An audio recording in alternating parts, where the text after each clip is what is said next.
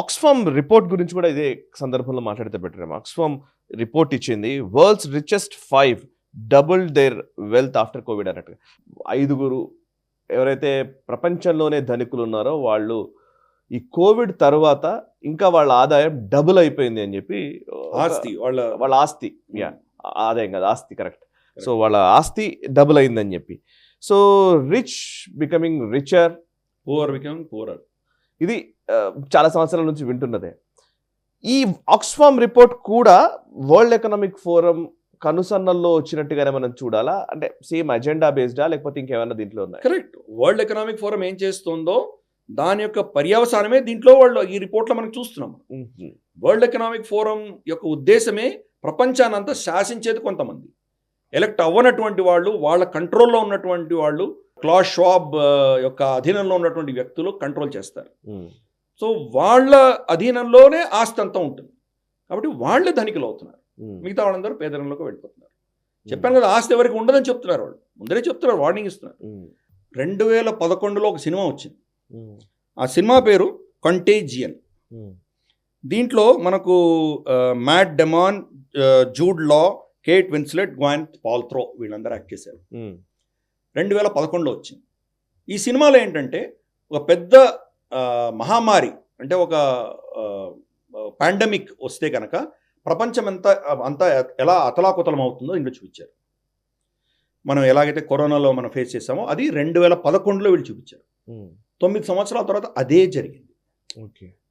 ఇప్పుడు గత సంవత్సరంలో లీవ్ ద వరల్డ్ బిహైండ్ అని నెట్ఫ్లిక్స్లో ఒక సినిమా వచ్చింది. దీంట్లో జూలియా రాబర్ట్స్ యాక్ట్ చేసింది. ఈ సినిమాలో ఏంటంటే నెట్ఫ్లిక్స్లో ఉంది, మన వాళ్ళు ఎవరైనా చూడొచ్చు కూడా. Leave the world behind.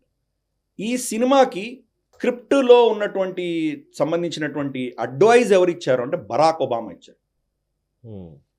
మాజీ రాష్ట్రపతి బరాక్ ఒబామా ఇచ్చాడు. దాంట్లో ఏముందంటే కనుక పెద్ద సైబర్ అటాక్ అవుతుంది. వీళ్ళు హాలిడేకి వెళ్తారు, ఎక్కడికో హాలిడేకి వెళ్తే సైబర్ అటాక్ అవుతుంది. సైబర్ అటాక్ అయ్యేసరికి అక్కడ ఉన్నటువంటి కార్లన్నీ యాక్సిడెంట్లు అయిపోతుంటాయి, వాళ్ళకు టీవీ పనిచేయదు, కమ్యూనికేషన్ పనిచేయదు, ఎలక్ట్రిసిటీ బ్రేక్ డౌన్ అయిపోతుంది, ఎయిర్ క్రాఫ్ట్స్ అన్నీ యాక్సిడెంట్ అయిపోతుంటాయి. ఇది జరుగుతుంది. Klaus Schwab, world economic forum chairman, already warning ఇచ్చాడు.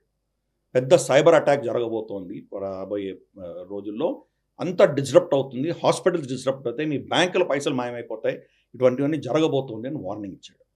ఇప్పుడు ఈ సినిమా వచ్చింది కాబట్టి లెట్ us బీ ప్రిపేర్డ్. పెద్ద సైబర్ అటాక్ జరగబోతోంది మన దేశం మీద ఆల్రెడీ. మన దేశం కాదు, ప్రపంచవ్యాప్తంగా కూడా జరగబోతోంది మేజర్ సైబర్ అటాక్. ఇది వీళ్ళే చేస్తారు, ఈ పెద్ద బడాబాబులే చేస్తారు, ఈ అటాక్స్ వాళ్ళే చేస్తారు, చేయించి ప్రజల్ని కంట్రోల్ చేయడానికి వాళ్ళు చేస్తున్నారు.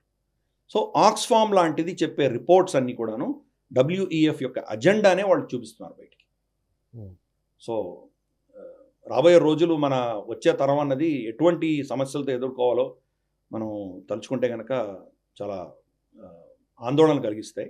LGBTQకి సంబంధించినటువంటి సోకాల్డ్ వోక్ కల్చర్ కావచ్చు, వాళ్ళని ఎవరు అపోజ్ చేయట్లేదు.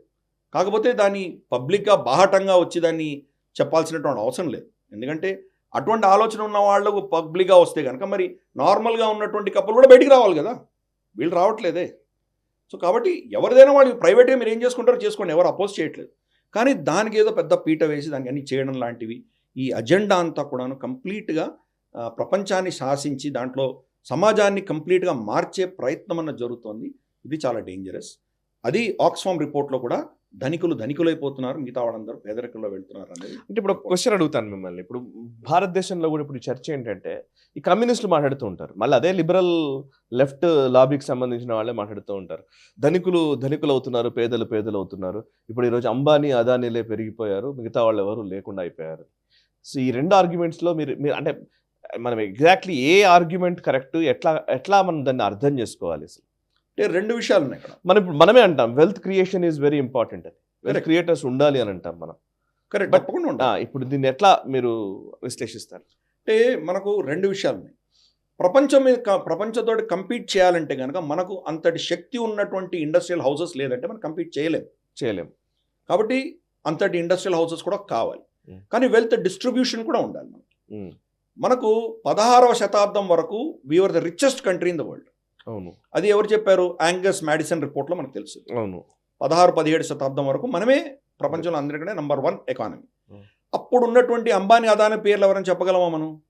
అవును, రాజుల పేర్లు చెప్తాం కానీ అప్పుడు ఉన్నటువంటి బిజినెస్ హౌస్ ఎవరు మనకు తెలియని కూడా తెలియదు. అంటే వెల్త్ డిస్ట్రిబ్యూట్ అయి ఉంది. ఈరోజు ప్రపంచంలో అందరికంటే ఎక్కువ బంగారు నిలువలు ఉన్నటువంటి దేశం ఏది? అమెరికా. 8,000 పైబడి టన్నులు వాళ్ళ దగ్గర ఉన్నాయి. ఫోర్ట్ నాక్స్లో వాళ్ళ దగ్గర ఉన్నాయి. భారతదేశానికి రమారమి 800 టన్నులు ఉన్నాయి. మనకంటే 10 రెట్లు ఎక్కువ ఉన్నాయి వాళ్ళకి, అమెరికాకి. భారతదేశంలో ఉన్నటువంటి స్త్రీల మెడలలో ఎన్ని టన్నులు ఉన్నాయి తెలుసా? వాళ్ళకంటే ఎక్కువ ఉంటాయి. 25,000 టన్నులు మొత్తం కలిపితే 25,000 టన్నులు. మరి మన దేశం సంపన్నమైన దేశమా కాదా? అవును, వాడికి మొత్తం తిప్పికొడితే 8,000 టన్నులు. అవును. మనం 3 రెట్లు అంతకంటే మన స్త్రీల మెడల్లో ఉన్నాయి. నిజానికి ఇది డిస్ట్రిబ్యూటెడ్. కాబట్టి ఆ డిస్ట్రిబ్యూటెడ్ మోడల్ మనది. అలాగే మనం ఇప్పుడు కూడా చూసామంటే ఈవెన్ కరెంట్ సిస్టంలో కూడా చూస్తే 120 యూనికార్న్స్ ఉన్నాయి ఈ దేశంలో. దాని గురించి ఎందుకు మాట్లాడరు మీరు? ప్రపంచంలోనే మూడో స్థానంలో మనం ఈరోజు ఉన్నాం. అలాగే ఎకో సిస్టమ్, న్యూ స్టార్టప్స్ ఏమున్నాయో ఆ ఎకో సిస్టమ్ అంతా కూడా భారతదేశంలో రమారమి 20 నుంచి 30,000 స్టార్టప్లు ఎనీ టైం రైట్ నా ఉన్నాయి. సరే, స్టార్టప్ అన్న తర్వాత కొన్ని ఫెయిల్ అవుతాయి. బైజూస్ ఫెయిల్ అయింది. ఇటువంటి ఫెయిల్ అవడం అనేది సహజం. ఎందుకంటే రిస్క్ తీసుకున్నప్పుడు కొన్ని సక్సెస్ అవుతాయి, కొన్ని ఫెయిల్ అవుతాయి. ఆ సిస్టంలోనే ఉంటుంది. కానీ ఇంత ఎకో సిస్టమ్ వచ్చింది, దాని గురించి ఎందుకు మాట్లాడడం మనం? 4,800 కోట్ల ట్రాన్సాక్షన్, డిజిటల్ ట్రాన్సాక్షన్ భారతీయులు గత సంవత్సరం చేశారు. మన తర్వాత 10 దేశాలు కలుపుకుంటే కూడా దానికి సరిపోదు. మనం నెక్స్ట్ నంబర్ 2 పొజిషన్లో చైనా 1,800 కోట్ల ట్రాన్సాక్షన్ మాత్రమే చేశారు. ఈ దేశాలన్నీ కలుపుకుంటే కూడా మనల్ని సరిపోరు. కాబట్టి ఈ భారతదేశంలో డిస్ట్రిబ్యూషన్ అవుతూ ఉన్నది అని మనం అర్థం చేసుకోవాలి. ఓకే, రెండు కావాలి మనకు. ధనం ఉన్నటువంటి పెద్ద కెపాసిటీ ఉన్నటువంటి కంపెనీలు కావాలి, డిస్ట్రిబ్యూటెడ్ వెల్త్ కూడా కావాలి. రెండు మన దేశంలో ఉన్నాయి. పర్ఫెక్ట్. జాతీయవాద జర్నలిజానికి అసలైన వేదిక నేషనలిస్ట్ హబ్ ని సబ్స్క్రైబ్ చేసుకోండి. నోటిఫికేషన్స్ కోసం బెల్ ఐకాన్ పై క్లిక్ చేయండి.